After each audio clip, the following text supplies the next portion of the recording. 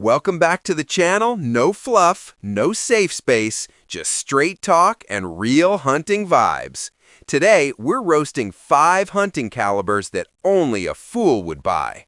If you're out dropping bucks or getting your kit dialed, choosing the wrong round is like bringing a knife to a gunfight. Embarrassing and expensive. So crack a beer, kick back, and let's light these trash rounds up. Let's roll.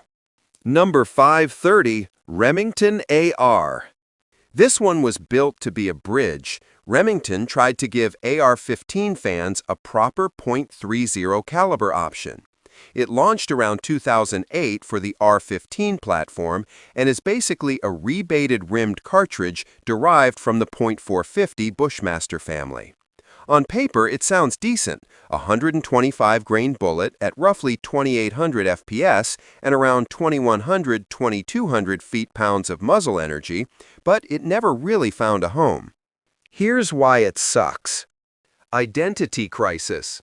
It's neither a long-range precision round nor a heavy game stopper. It sits awkwardly between the .223/.308 worlds and doesn't beat either. Ammo scarcity. Factory loads are rare since Remington, the main producer, dropped it. If you like shooting, that's a deal breaker. Poor aftermarket support. Limited rifles, limited parts, limited brass, not a platform you want to commit to. Ballistics fall off. With lighter bullets and modest BCs, performance drops off past 300 yards. That's a short leash for a .30 option. Reloaders only. Sure, hand loaders can make it work, but the average hunter wants reliable factory ammo and options. Yes, it's magazine-friendly on AR-15s, and yes, some folks like the uniqueness, but uniqueness ain't an advantage when it costs you versatility and ammo availability.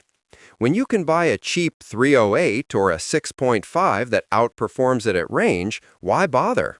Expect to pay around $30–40 a box if you can find it, and that's not a confidence plan. Number 4. 270 Winchester Short Magnum, 270 WSM. The 270 WSM arrived promising to outpace the classic 270 Winchester in a short-action package. It does deliver a flatter trajectory and more speed. You can see numbers like a 130 grain bullet at 3250 FPS and muzzle energy north of 3000 foot-pounds, but the hype came with trade-offs. Why the 270 WSM underwhelms for most hunters? Narrow sweet spot. Its 110 twist and factory load choices limit you to lighter bullets. Practical ceiling 150 grain. That hurts long-range potential and heavier game performance. Sharper recoil and barrel wear. It kicks harder than a conventional 270 and wears throats faster thanks to the higher pressures. Not ideal for new shooters or high round count varminters. Niche rifles and cost. Short-action rifles chambered in 270 WSM exist, but they're less common and usually pricier than equivalent 270 Win gear. Ammo price and availability. Federal and Winchester have offered loads, but it's still pricier and less common than the original 270 or popular 6.5 300 families. Expect roughly $45 to $60 a box, depending on brand and market. Better options exist. If your game or range leans to long distance or heavier bullets, a 6.5 Creedmoor or 300 WSM covers more ground better. Where it does work, open country where shots are under 400 yards and you want a flat-shooting, hard-hitting short-action round. But for most hunters, brush country, mixed range, or budget-conscious, it feels like a solution looking for a problem. Number 3. 250 Savage. Now here's a relic that refuses to die, even though it probably should have stayed in the museum. The 250 Savage, or 250-3000 as the old-timers call it, was once ahead of its time. A 25 caliber bullet pushing a 100 grain pill at around 2800 feet per second with about 1700 plus foot-pounds of energy. For the 1920s, that was hot stuff. Today, not so much. It's a mild, short-action cartridge known for low recoil and a decently flat trajectory, sure. But in 2025, it's completely outclassed.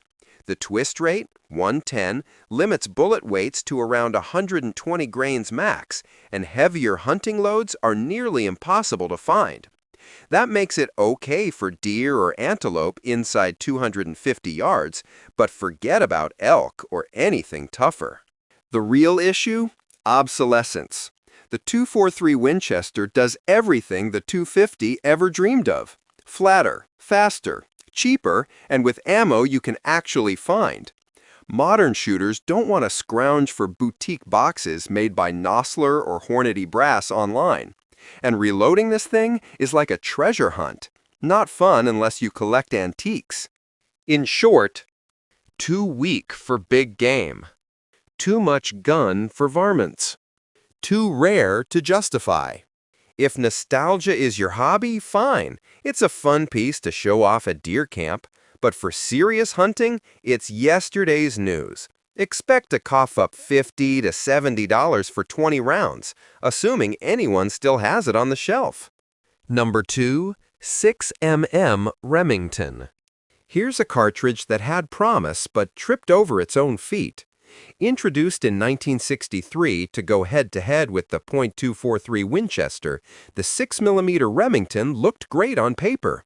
Slightly faster, a hair flatter, and based on the old .244 Rem case.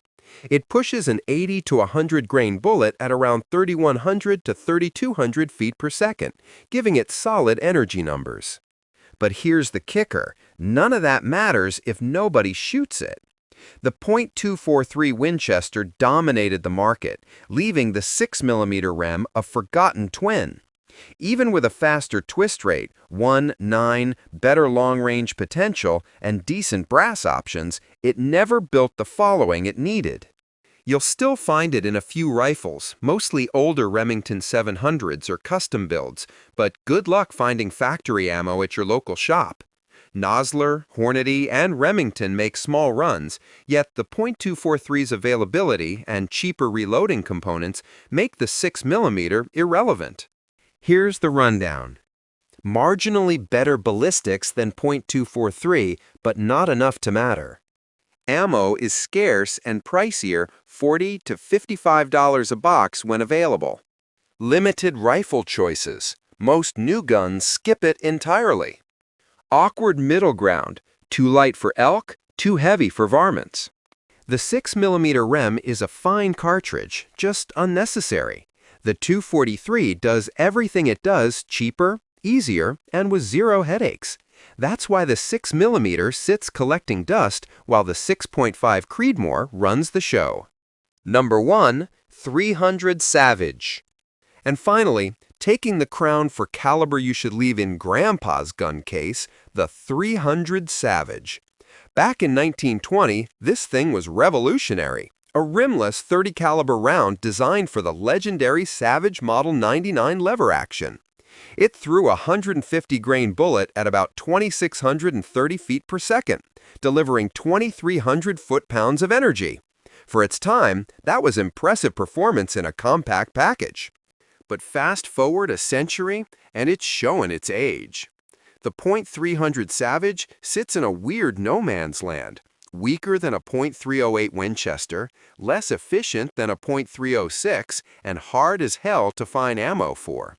It's got a mild recoil, sure, and works fine in tight woods on deer-sized game, but step past 250 yards and it runs out of gas quick. The numbers don't lie. Outperformed by nearly every modern 30 caliber round. Ammo's rare. Only Federal or Remington still bother making it, and even that's hit or miss. Reloading brass is expensive and getting scarcer by the year. Effective range tops out under 300 yards, not ideal for open country or long-range hunting. If you're a collector, or you just love running an old Model 99, the 300 Savage still has charm. But if you're serious about putting meat in the freezer, there's no reason to choose it over a 308 or 306. Nostalgia doesn't fill your tag. Expect to drop $50 to $80 per box, and that's if you can find one. It's a relic, a cool one, but a relic nonetheless.